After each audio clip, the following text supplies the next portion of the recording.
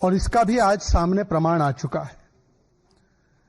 मित्रों, जुबान पर संविधान रखने वाले मन में वोट बैंक की दुकान इस कदर चला रहे हैं कि अब केवल बांग्लादेशी अवैध घुसपैठियों के साथ ही नहीं, केवल रोहिंग्याओं के साथ ही नहीं, बल्कि ऑफिशियली कांग्रेस पार्टी किस प्रकार से भारत के टुकड़े टुकड़े एजेंडे में उतर आई है, इसका प्रमाण सामने आया है।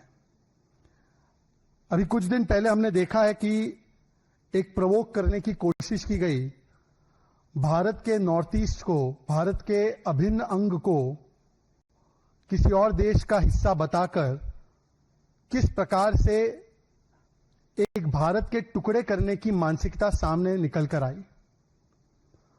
और कांग्रेस पार्टी जो लगातार कितने वर्षों से बांग्लादेशी घुसपैठियों के साथ कंधे से कंधा मिलाकर खड़ी है, देश में यूपीए के कालखंड में और कांग्रेस के जमाने में करोड़ों घुसपैठियों को बसाने का काम, अभी हमने सैम पित्रोदा से लेकर सैयदा हमीद और गुलाम मीर के बांग्लादेशी इन्फिल्ट्रेटर्स के समर्थन में दिए गए बयानों का भी हमने प्रेस कॉन्फ्रेंस किया था। और अब तो ऑफिशियली पार्टी के मंच से कांग्रेस पार्टी बांग्लादेश के नेशनल एंथम को गाकर अपना समर्थन प्रकट करती है। आपने देखा होगा, सुबह से न्यूज चैनल्स में भी चल रहा है, ये शॉकिंग न्यूज है कि श्रीभूमि आसाम में कांग्रेस की एक ऑफिशियल मीटिंग में, कांग्रेस के ऑफिशियल प्लेटफॉर्म से कांग्रेस के एक बड़े नेता बांग्लादेशी नेशनल एंथम गाते हैं। उसी देश का एंथम गा रहे हैं जिसने अभी अभी किस प्रकार से भारत के नॉर्थ ईस्ट, खास करके असम को भारत से अलग करने का, खंड खंड करने का, टुकड़े टुकड़े करने का अभी एक प्रोवोकेटिव जेस्चर भी किया है। और ये कोई पहली बार ऐसा नहीं है।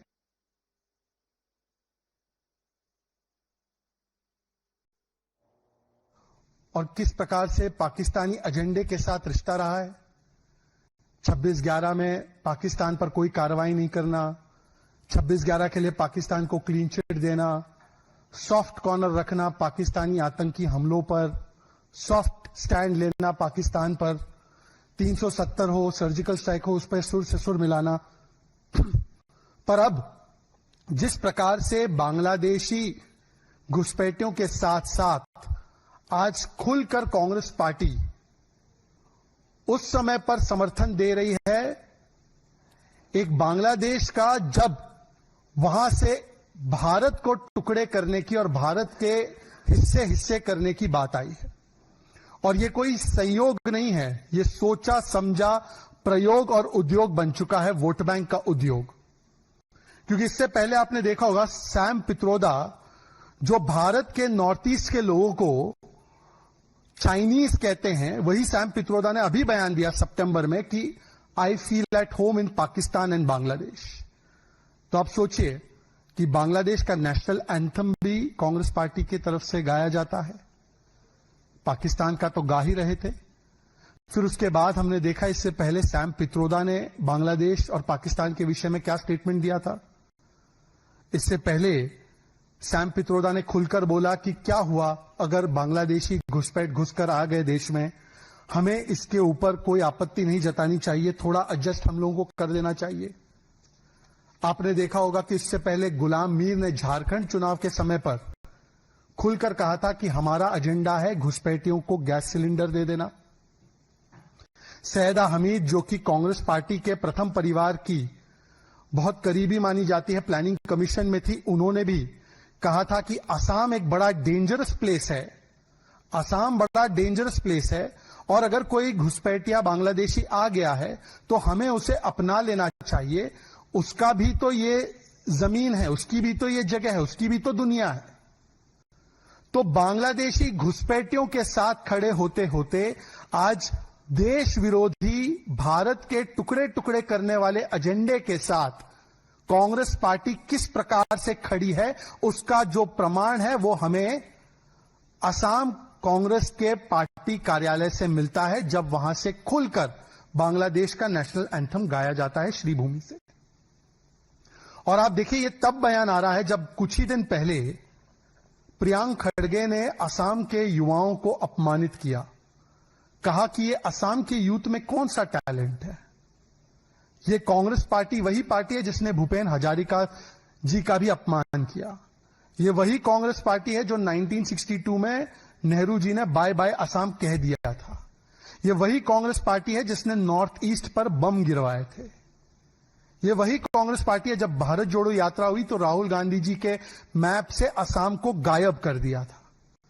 तो सोचिए, एक तरफ कांग्रेस पार्टी असम के युवाओं की, असम के जनता की, असम के लोगों का अपमान करती है, एक तरफ वो खुलकर बांग्लादेशी घुसपैठी, जो कि सारे के सारे कांग्रेस के जमाने में आए, अभी तो घुसपैठ नहीं होती है, केवल बंगाल छोड़ दीजिए तो सारी जगह बांग्लादेश इंडिया के बीच में फेंसिंग हो चुकी है लगभग।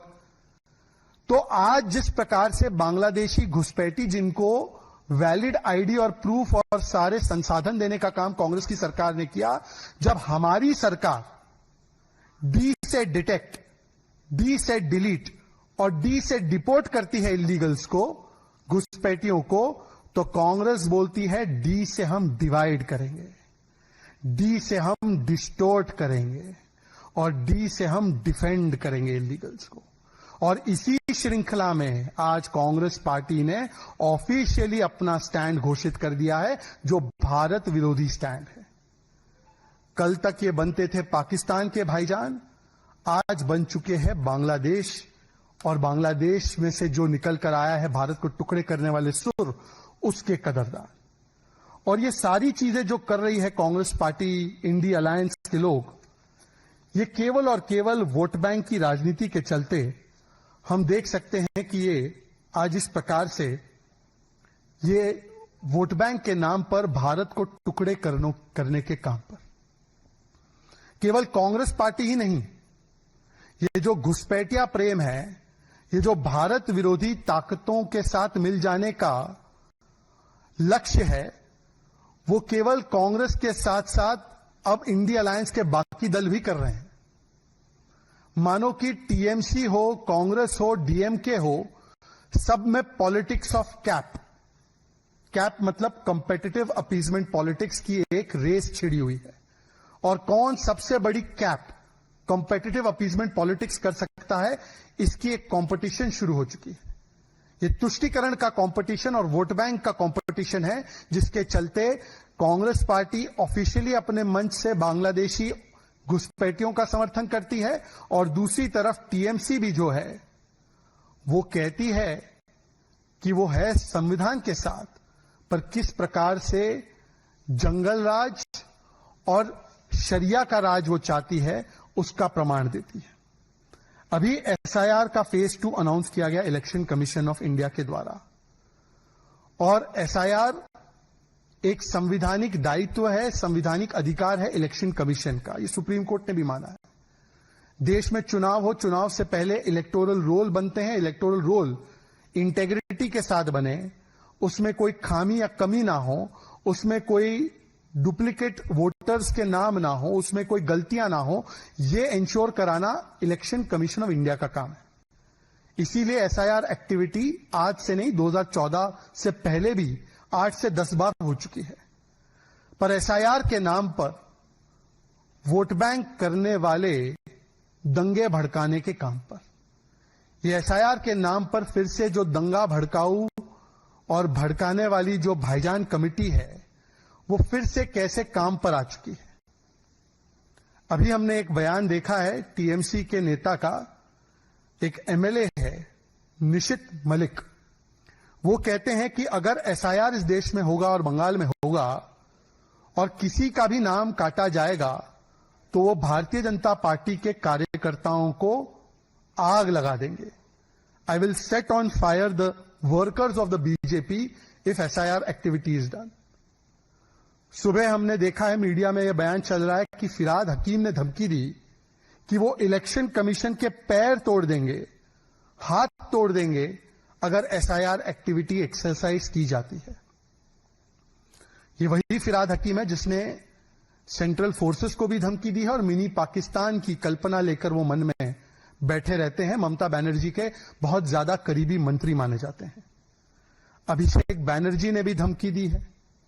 किस प्रकार से संवैधानिक संस्था जब अपना काम करे तो जो संविधान के रक्षक बनते हैं वो संविधान के भक्षक कैसे होते हैं, उसका प्रमाण अभिषेक बनर्जी की तरफ से भी आया है। स्वयं ममता बनर्जी ने कहा कि अगर एसआईआर किया जाएगा तो देश में और बंगाल में दंगे हो जाएंगे। और ममता बनर्जी खुद लॉ एंड ऑर्डर की जिम्मेदार है होम मिनिस्टर के रूप में बंगाल में। उनके एक और मंत्री सिद्दीकुल्ला चौधरी बोलते हैं कि एसआईआर से गर्दनें काटी जाएंगी। टीएमसी के अन्य नेता भी हैं ताजमुल हुसैन और सबीना यास्मीन, ये भी एसआईआर के खिलाफ दंगे भड़काने की बात करते हैं और खुले मंच से करते हैं।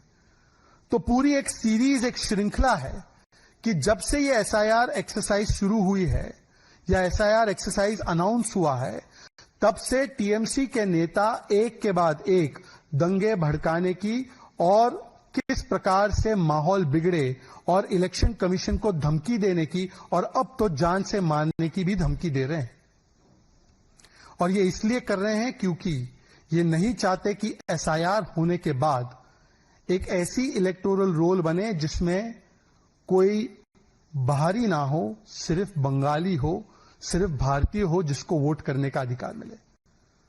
तो एक कांग्रेस पार्टी जो खुलकर बाहरी बांग्लादेशी घुसपैठियों के समर्थन में, दूसरी टीएमसी जो खुलकर बाहरी को वोटर बना के रखने के लिए दंगे भड़काने की पूरी और साजिश और धमकी देती है। और इसीलिए आज बंगाल में मां माटी मानुष नहीं बल्कि केवल जिहादी, बलात्कारी और दंगाई सुरक्षित है। और ये सरकार का एजेंडा है कि मां माटी मानुष पर चर्चा नहीं करनी है, मां माटी मानुष की सुरक्षा नहीं करनी है, केवल जिहादी, दंगाई और बलात्कारी को बचाना है। ये जो सीरीज ऑफ बयान भी आ रहे हैं एसआईआर को लेकर, सबसे पहले तो ये जो एसआईआर एक्टिविटी है जब 2014 से पहले होती थी तो क्या ये बैकडोर एनआरसी था ममता बनर्जी जी? और क्या 2014 के बाद ये फ्रंट डोर एनआरसी बन चुका है? जब ये एसआईआर एक्टिविटी आप स्वयं उसकी मांग करती थी 2005 में कागज फेंककर और कहकर कि सोमनाथ चैटर्जी को और लेफ्ट पार्टीज को कि ये घुसपैठियों को वोटर बना रहे हैं, तब वो एसआईआर एक्टिविटी एनआरसी होती थी या वो एसआईआर एक्टिविटी जरूरी होती थी? जब यही विपक्षी दल, ऑपोजिशन पार्टी की जो जमात है, कांग्रेस, एनसीपी, शरद पवार, समाजवादी पार्टी, जो भी विपक्षी दल महाराष्ट्र में प्रोटेस्ट कर रहे हैं कि एसआईआर होना चाहिए वहां के लोकल पोल से पहले, तो वो क्या अच्छा एसआईआर है? और जो ये 12 राज्यों में एसआईआर होगी वो खराब एसआईआर है? एक सेकुलर एसआईआर और एक कॉम्युनल एसआईआर हो जाता है क्या? तो दरअसल ये एसआईआर नहीं है, ये संविधान पर वार है, ये वोट बैंक के यार है जिसे बचाना अपना परिवार है। ये परिवार बचाने के लिए, क्योंकि हार होने वाली है चुनावों में, तो इलेक्शन कमीशन और एसआईआर पर निशाना साध रहे हैं। वरना तो बिहार में जो एसआईआर के ऊपर आप लोगों ने कहा 2 करोड़ वोटर कट जाएंगे, 1.5 करोड़ वोटर कट जाएंगे, सुप्रीम कोर्ट में तो आप 150 एफिडेविट भी नहीं दे पाए। आपके 80,000 से ज्यादा विपक्षी दल के बीएलए 150 अपील भी नहीं डाल पाए। एसआईआर के बाद जो लिस्ट फाइनल हुई उसको आपने वैसे ही 100% स्वीकार लिया, एक भी अपील ना फाइल करके।